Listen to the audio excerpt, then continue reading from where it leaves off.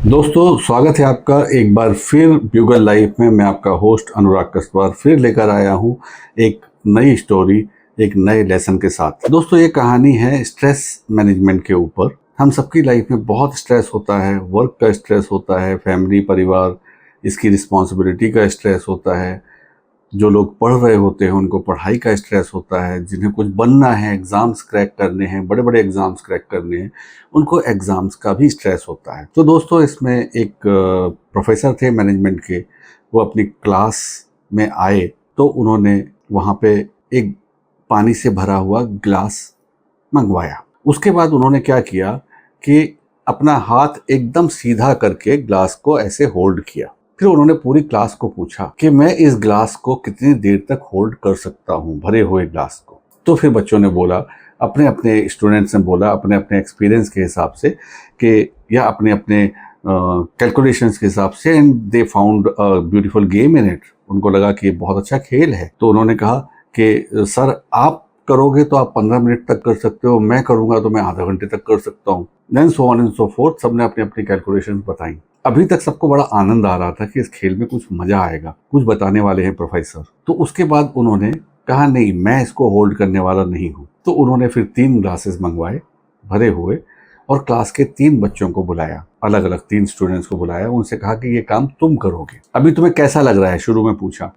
तो तीनों ने बताया कि it's quite challenging, we are going to learn something new, हमको शायद कुछ नई चीज़ सीखने मिलेगी। न अभी तक वो पूरी एक्सरसाइज एक एक्साइटमेंट थी, एक चैलेंज था। अभी टीचर ने कहा, अब उठाओ और सीधा हाथ करके ग्लास पकड़े रहो और मैं घड़ी देखता हूँ कि कितनी देर तक तुम लोगों में से कौन सबसे ज़्यादा देर तक होल्ड कर सकता है।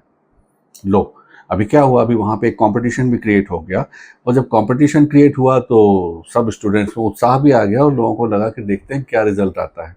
जब ऐसा चल रहा था तब तक ये तीनों ने ग्लास अपने सामने से ऐसे होल्ड करके रखे। पहले उनके अंदर एक कंपटीशन की भावना थी कि मुझे इससे ज़्यादा देर तक होल्ड करना है, इससे ज़्यादा देर तक होल्ड करना है। वो सोचते थे मुझे इन दोनों से ज़्यादा देर तक होल्ड करना है, एंड अकॉर्डिंगली वो पकड़े रहे।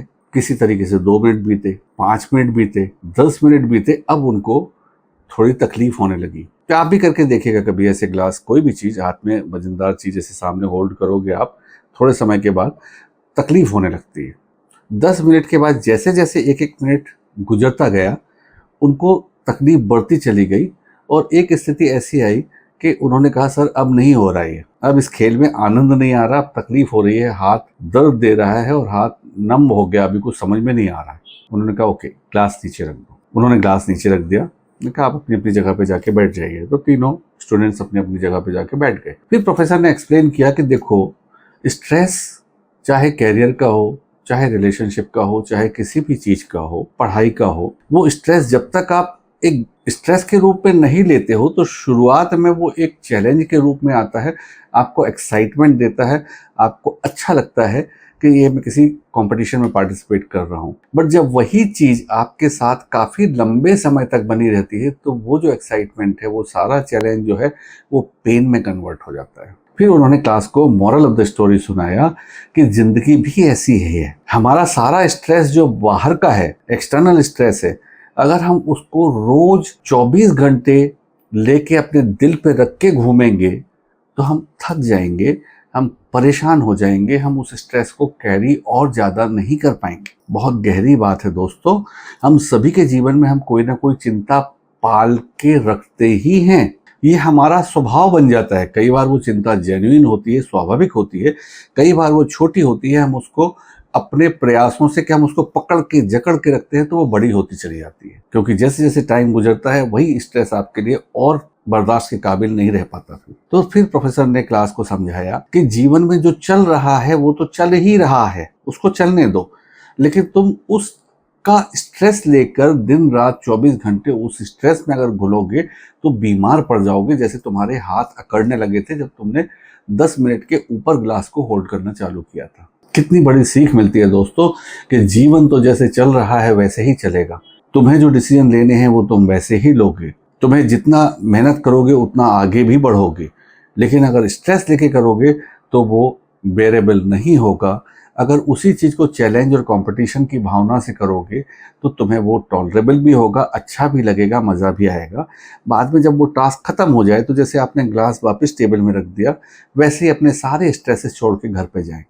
एक और चीज़ दोस्तों, हम में से अधिकांश लोग क्या करते हैं कि हम अपने ऑफिस का टेंशन घर पे लेके जाते हैं। कोशिश करते हैं कि वहाँ पे बीवी बच्चों के ऊपर वो टेंशन उतारें। नहीं भी करते, जानबूझकर नहीं करते हैं तो स्वाभाविक प्रक्रियाओं में हो जाता है वैसा। सिमिलरली हम अपने घर के टेंशन लेके ऑफिस में आते हैं तो हमारा वर्क परफॉर्मेंस भी प्रभावित होता है। तो दोस्तों, स्ट्रेस को सिर्फ तब तक कैरी करें जब तक वो आपको आगे बढ़ने के चैलेंजेस देता है, अपॉर्चुनिटीज देता है और एक एंजॉयमेंट देता है।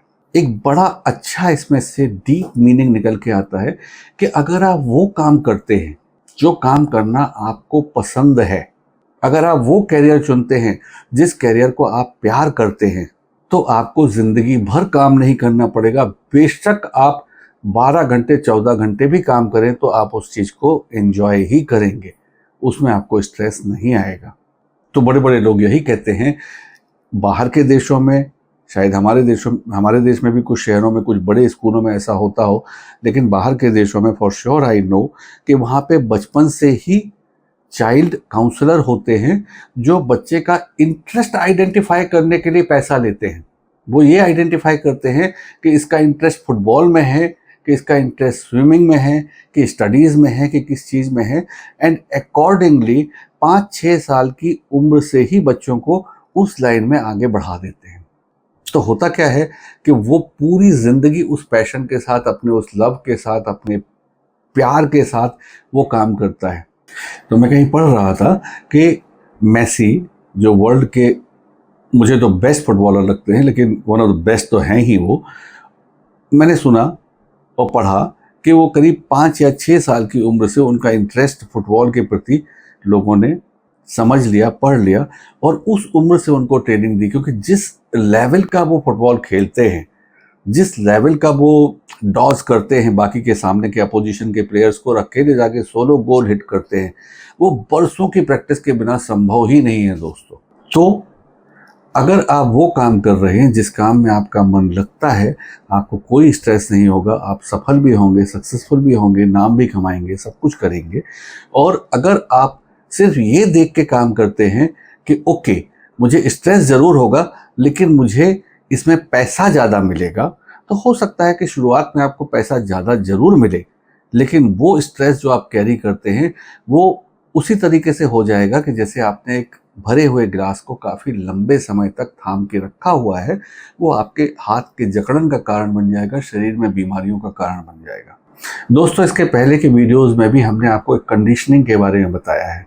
तो अगर हम अपनी कंडीशनिंग इस तरह से करते हैं, अपनी रे इंजीनियरिंग इस तरह से करते हैं सेल्फ की, कि हम वही काम ज़्यादा करें जो हमें पसंद है, इसमें तकलीफ़ आ सकती हैं, इसमें कठिनाइयाँ आ सकती हैं, आपकी शुरुआती लाइफ में चैलेंजेस ज़्यादा हो सकते हैं। जैसे कि ग्लास होल्ड करते समय हमको शुरू में चैलेंजेस लगे थे, लेकिन जब एक बार आप परफेक्ट हो जाएंगे उस आर्ट में, तब you will become unbeatable and life will become a just what you call full of entertainment. Life easy भी होगी, मज़ेदार भी होगी और बहुत आनंददायी भी होगी। अगर आपको पसंद आया है तो इसे लाइक करिए, शेयर करिए, सब्सक्राइब करिए। सब्सक्राइब जरूर करिए, मैं बार बार इसलिए बोलता हूँ कि इस चैनल में आगे हम बहुत सारी चीज़ें ऐसी लेके आने वाले हैं जिनमें आपके सब्सक्रिप्शन की वैल्यू होगी। और last but not the least, comment जरूर करिए कि ये वीडियो आपको कैसा लगा। यहाँ तक बने रहने के लिए, इस वीडियो को देखने के लिए आपको बहुत बहुत धन्यवाद। मिलते हैं आपसे अगले वीडियो में। शुक्रिया।